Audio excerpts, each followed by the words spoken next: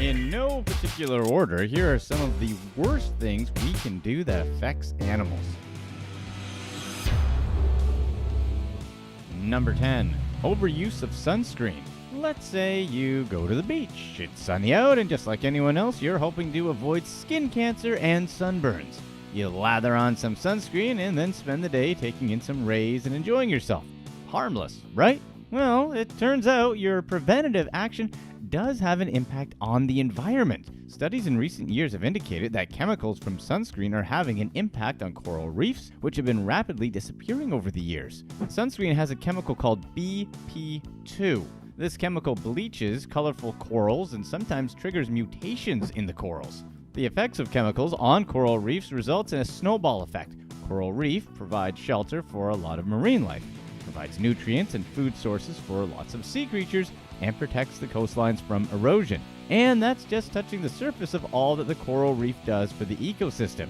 Any adverse effect on coral reef has big implications. Who knew something as innocent as using sunscreen affects the environment? We're not against modern technology, but we're just pushing for sustainability. How do you guys feel? Let us know in the comment section. Number 9. Feeding wildlife. Let's give the culprits of this activity the benefit of the doubt. They're probably just trying to help out animals. But feeding wildlife is a really bad and dangerous thing to do. Not just for the animals, but for humans too. Feeding causes animals to lose their fear of humans. That's not a good thing because large animals that can be a nuisance to humans could endanger themselves by approaching people. And that's to say nothing of the harm they could cause to us humans. Also, human food is not healthy for animals. To be honest, in most cases, the processed food isn't even good for us, but it's really extra bad for animals. For example, many ducks and geese suffer from angel wing, a deformity that renders these birds unable to fly.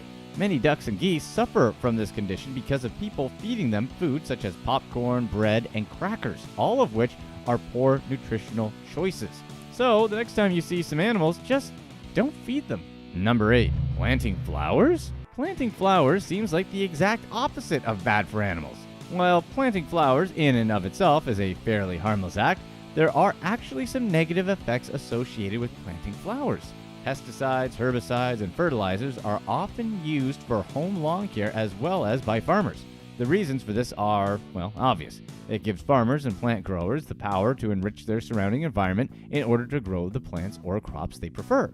But these chemicals are generated in a lab and often unintended consequences. These chemicals have badly polluted rivers, streams, and lakes. They've caused problems for animals living in those habitats. Runoff from the chemicals causes algae blooms. When the algae dies, it sinks to the bottom and decompresses, essentially sucking oxygen from the water, which is not good for fish and other wildlife species in the water. The animals that do survive often have health issues. Salmon in Oregon were observed with synthetic materials in their systems. Yep, that's right, it's not a good thing. Organic fertilizers are a possible way to offset this issue.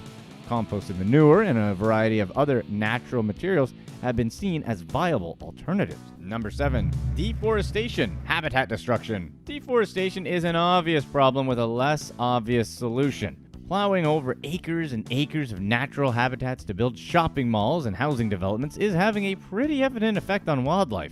Even with urban sprawl and growing populations, it's pretty easy to make the case against commercial and residential development at the cost of destroying forests. Carefully managing and regulating clear-cutting on an as-needed basis would be a good start.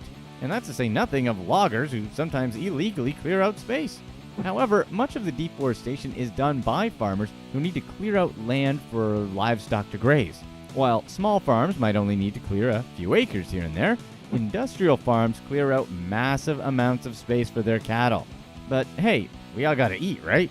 While there's no easy solution to this quandary, the effects of deforestation are pretty clear.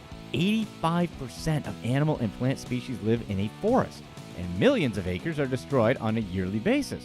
Plus, as you can probably imagine, chopping down all of these trees is a big driver of climate change. One example of this is that it disrupts temperature cycles in the forests. Trees provide cover during the day and hold heat at night. Without trees, we see more extreme temperature swings. What used to be lush forests become urban development, obviously disrupts the ecosystem many animal species call home. Number 6. Poaching. Most of the harmful effects we have on animals are byproducts of human innovation and industrialization. In other words, most of us don't actively try to harm animals of the environment. However, some people unfortunately just don't care about animals. Historically, poaching's roots go back to conflicts between governments and hunters, usually over hunting rights. In the 1890s, for example, the US Navy teamed up with the UK to stop illegal seal hunting expeditions in the Bering Sea. Seal populations were nearly extinct, and there's actually a real long backstory there, so we'll fast forward to today, where people still hunt endangered species. The illegal wildlife trade is worth some tens of billions of dollars. Crazy, right? Rhino horns have been as high as $65,000 per kilo, while elephant ivory has been sold for more than $2,000 per kilo. Do we really need to say that illegal hunting affects animal populations? Certain species of tigers, elephants, and rhinos, just to name a few, are now endangered. While most countries enforce strict anti-poaching laws, the demand for animal materials is still very high. Trying to change cultural beliefs in order to reduce the demand for animal parts is an extremely difficult task. Number 5. Animal testing. For decades now, one of the greatest ethical debates has been about animal testing. While people, such as Thomas Edison, who allegedly electrocuted dogs, still got to be super famous, today animal testing, even for the sake of progress, is largely frowned upon. However, while our contemporary innovators, such as Elon Musk, aren't electrocuting animals, there are still some pretty crazy experiments happening. Monkeys, for example, are prime targets for experimentation. For example, a lab for the National Institute for Health breeds monkeys just to expose them to mental trauma. This is done to study the effects of mental illness. Chimps are often used in biomedical testing, rabbits are used to test cosmetics, and the military conducts tests on pigs and goats. In total, it's estimated that as many as 100 million animals are tested on each year. In many cases, they're euthanized after the tests are done. Shockingly, in the US, the only piece of federal legislation that even addresses this issue is the Animal Welfare Act of 1966. Number 4. Greenhouse gases. One of the big drivers of global warming are greenhouse gases. Gases in the atmosphere that absorb and emit radiant energy. The release of these gases into the atmosphere causes what's known as the greenhouse effect. Earth getting warmer is doing some serious damage to natural habitats all over the world. As waters all over the globe warm, ice caps in the Arctic are melting at an alarming rate, harming animals in the Arctic. Polar bears, for example, use ice caps to hunt, travel, and give birth. The loss of sea ice poses a big threat to their survival. Extreme weather patterns have also impacted animals. Rising sea levels are warming the sands of beaches and causing turtles to lose nesting grounds. Some estimations project that close to a quarter of land animals, birds, and plant life could go extinct in the near future. Number 3. Biocontrol agents. You've probably heard the phrase catch-22 at some point in your life. As you probably guessed, the use of chemicals such as pesticides aren't exactly a good thing for the environment. Certain biological control agents have been seen as viable alternatives as they help manage pest control without exposing the environment to pollutants. It targets a specific pest while not disrupting the food chain as a whole. This seems like it would be awesome for farmers, but, and it seems like there's always a but, there's a downside. As it relates to other animals, biocontrols are meant for exotic pests that aren't related to indigenous species the biocontrol is meant to help. In other words, if the pest you're trying to destroy is indigenous to the region, they could just find a different food source. This could actually really throw the food chain out of whack, making the use of biological control a bit counterintuitive. Granted, the side effects of biocontrol agents aren't as severe or obvious, it's still something that could potentially pose a big threat. Number 2. Littering. Plastic. Being a good steward of the environment and simply not littering is, at least in theory, not especially difficult. Recycle things that can be recycled, don't throw trash out of your car window, and, basically just don't be needlessly wasteful. But even with people taking steps to individually help out, our collective production and use of plastic has proven to be quite harmful to the environment and to the animal kingdom. Given that plastic material is used in so many products that makes our lives so much simpler, this is a very complicated problem. The production of plastic releases harmful chemicals such as BPA into the air. These chemicals can be absorbed by humans and animals alike, and it can actually alter the function of the endocrine system. Plus, plastic materials sometimes have a shell of thousands of years. They float around in the ocean, or they can end up in some other natural habitats laced with harmful chemicals that animals can accidentally ingest.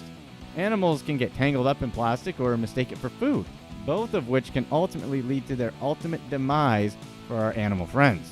While some steps such as Starbucks and other companies switching from plastic to paper straws could alleviate some of the issues, it's only the beginning in order to massively reduce our plastic use. Number 1. Oil spills. Oil spills not only cause economic havoc, but they also cause severe damage to the ecosystem. The effects of oil spills linger for decades after.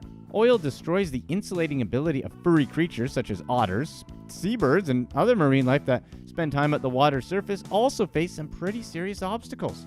Birds use their feathers to repel water and other elements Mother Nature throws their way. Without their feathers, they're exposed to the weather and pretty much defenseless. Once the oil seeps up to the shore, clams, snails, and other land-dwelling animals that live nearby could come into contact with the oil. Of course, it disrupts the food chain too, such as animals, including us, depending on marine life for food, see their food options drop.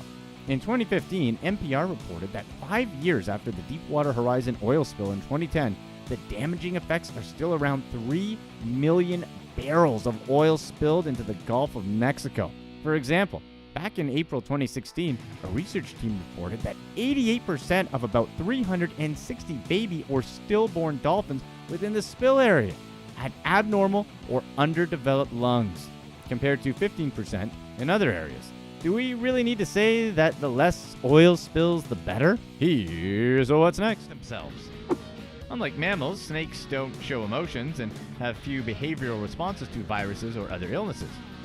One explanation for why a snake might bite its own tail is that when kept in a small enclosure, the snake is unable to stretch out fully and it may think that its tail is that of another snake.